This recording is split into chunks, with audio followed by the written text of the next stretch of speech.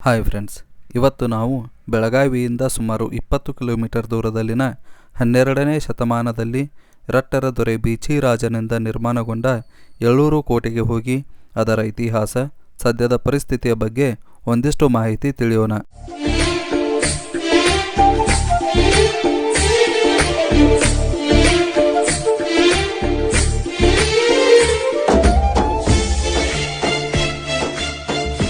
ಈಗಾಗಲೇ ಹೇಳಿದಂತೆ ಈ ಕೋಟೆಯು ಬೆಳಗಾವಿಯ ಕೇಂದ್ರ ಭಾಗದಿಂದ 20 ಕಿಲೋಮೀಟರ್ ದೂರದಲ್ಲಿದ್ದು, ಇಲ್ಲಿಗೆ ಹೋಗಲು ಇರುವ ಸಂಪರ್ಕ ವ್ಯವಸ್ಥೆಯ ಬಗ್ಗೆ ತಿಳಿಯುವುದಾದರೆ ಬೆಳಗಾವಿ ನಗರ ಸಾರಿಗೆ ವತಿಯಿಂದ ಹಲವಾರು ಬಸ್ ವ್ಯವಸ್ಥೆ ಇದ್ದು, ಪ್ರತಿದಿನ ನಂದಿಹಳ್ಳಿ, ಯಳೂರು, ಸುಳಗ ಗ್ರಾಮಗಳಿಗೆ ಹೋಗುವ ಬಸ್ಗಳ ಮುಖಾಂತರ ಹೋಗಿ ಕೋಟೆ ತಲುಪಬಹುದು. ಈ ಬಸ್ಗಳು ನೇರವಾಗಿ ಕೋಟೆಯ ದ್ವಾರದವರೆಗೆ ಸಂಪರ್ಕ ಕಲ್ಪಿಸದೇ ಇರದ ಕಾರಣ ನಾವು ಕೋಟೆಗೆ ಹೋಗುವ ಮುಖ್ಯ ರಸ್ತೆಯವರೆಗೆ ತಲುಪಿ ಅಲ್ಲಿಂದ ಸುಮಾರು 1.5 ಕಿಲೋಮೀಟರ್ ವರೆಗಿನ ಬೆಟ್ಟದ ದಾರಿಯ ಮೂಲಕ ಕೋಟೆ ತಲುಪಬಹುದು.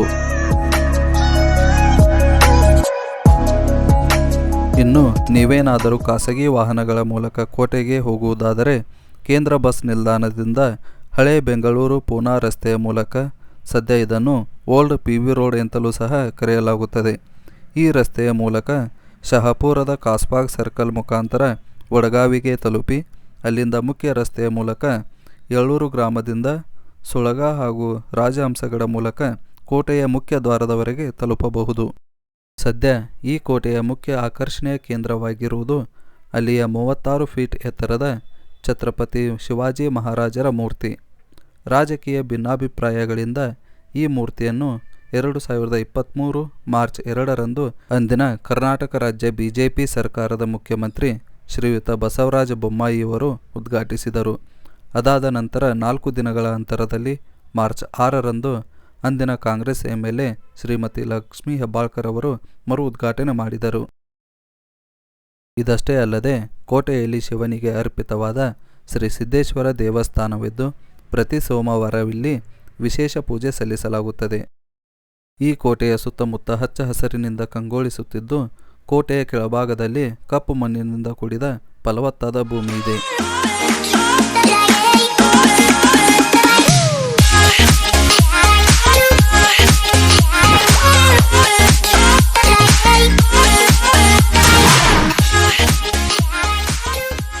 ಇನ್ನು ಈ ಕೋಟೆಯ ಇತಿಹಾಸ ತಿಳಿಯುವುದಾದರೆ ರಟ್ಟರ ದೊರೆ ಬೀಚಿರಾಜ ಈ ಕೋಟೆಯನ್ನು ಕಾವಲು ಗೋಪುರದ ಉದ್ದೇಶಕ್ಕಾಗಿ ನಿರ್ಮಾಣ ಮಾಡುತ್ತಾನೆ. ಸವದತ್ತಿಯ ರಟ್ಟರು ಬೆಳಗಾವಿಗೆ ಬಂದು ತಮ್ಮ ಆಡಳಿತ ಸ್ಥಾಪನೆಯ ಬಗ್ಗೆ ನಮ್ಮ ಹಿಂದಿನ ವಿಡಿಯೋಗಳಲ್ಲಿ ತಿಳಿಸಿದ್ದು, ತಾವುಗಳು ಆ ವಿಡಿಯೋ ನೋಡದೇ ಇದ್ದಲ್ಲಿ ಅದರ ಲಿಂಕ್ ಡಿಸ್ಕ್ರಿಪ್ಷನ್ನಲ್ಲಿದ್ದು ತಾವುಗಳನ್ನು ಅದನ್ನು ನೋಡಬಹುದು. ಹೀಗೆ ಸವದತ್ತಿಯ ರಟ್ಟ ಸಹೋದರರು ಬೆಳಗಾವಿಗೆ ಬಂದು ಅಲ್ಲಿ ಕೋಟೆ ನಿರ್ಮಿಸಿ ತಮ್ಮ ಆಡಳಿತ ಆರಂಭಿಸಿದರು. ಇವರು ಕಾರವಾರ ಮತ್ತು ಗೋವಾ ಪ್ರದೇಶಗಳಿಂದ ಬರುವ ಶತ್ರುಗಳ ಚಲನವಲನೆಗಳನ್ನು ಗಮನಿಸಲು ಈ ಕೋಟೆಯನ್ನು ಕಾವಲು ಗೋಪುರವನ್ನಾಗಿ ಉಪಯೋಗಿಸುತ್ತಿದ್ದರು.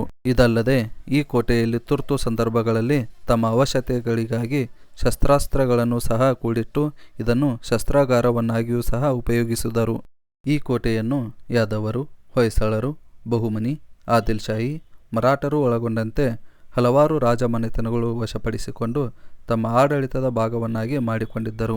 ಇದಲ್ಲದೆ ಈ ಕೋಟೆಯನ್ನು ಬಿಜಾಪುರದ ಪರ್ಷಿಯನ್ ಕುಲೀನ್ ಅಸದ್ ಖಾನ್ ಪುನರ್ ನವೀಕರಿಸಿದ ಎಂಬುದು ಇತಿಹಾಸಕಾರರ ಅಭಿಪ್ರಾಯವಾಗಿದೆ. ಈ ಕೋಟೆಯು ಹಲವಾರು ಯುದ್ಧಗಳ ಭೀಕರತೆಗೆ ಸಾಕ್ಷಿಯಾಗಿದ್ದು, ಅವುಗಳಲ್ಲಿ ಪ್ರಮುಖವಾಗಿ ಸವನೂರಿನ ನವಾಬರು ಮತ್ತು ಪೇಶ್ವೆಗಳು, ಟಿಪ್ಪು ಸುಲ್ತಾನ ಮತ್ತು ಪೇಶ್ವೆಗಳು, ಭೀಮಗಡ ಕೋಟೆಯ ದೊರೆ ಮತ್ತು ಪೇಶ್ವೆ ಅಧಿಕಾರಿಗಳ ಮಧ್ಯೆ ನಡೆಯುವ ಯುದ್ಧಗಳಲ್ಲಿ ಈ ಕೋಟೆ ಬಹುಮುಖ್ಯ ಪಾತ್ರ ವಹಿಸಿತ್ತು. ಮುಂದೆ ಬ್ರಿಟಿಷರ ಕಾಲಾವಧಿಯಲ್ಲಿಯೂ ಸಹ ಈ ಕೋಟೆಯಲ್ಲಿ ಬ್ರಿಟಿಷರು ತಮ್ಮ 200 ಸೈನಿಕರನ್ನು ರಕ್ಷಣೆಗೆಂದು ನೇಮಿಸಿದ್ದರು ಎಂದು ಹೇಳಲಾಗುತ್ತದೆ. ಇದಿಷ್ಟು ರಾಜಹಂಸಗಡ ಕೋಟೆ ಎಂದು ಕರೆಯಲ್ಪಡುತ್ತಿದ್ದ ಯಳೂರು ಕೋಟೆಯ ಬಗೆಗಿನ ಸಂಕ್ಷಿಪ್ತ ಇತಿಹಾಸ. ಎಲ್ಲ ಕೋಟೆಗಳಂತೆ ಈ ಕೋಟೆಯೂ ಸಹ ದಂತಕಥೆಗಳನ್ನು ಹೊಂದಿದ್ದು, ಅವುಗಳಲ್ಲಿ ಪ್ರಮುಖವಾಗಿ ಈ ಕೋಟೆಯ ಮಧ್ಯಭಾಗದಲ್ಲಿರುವ ಬಾವಿ.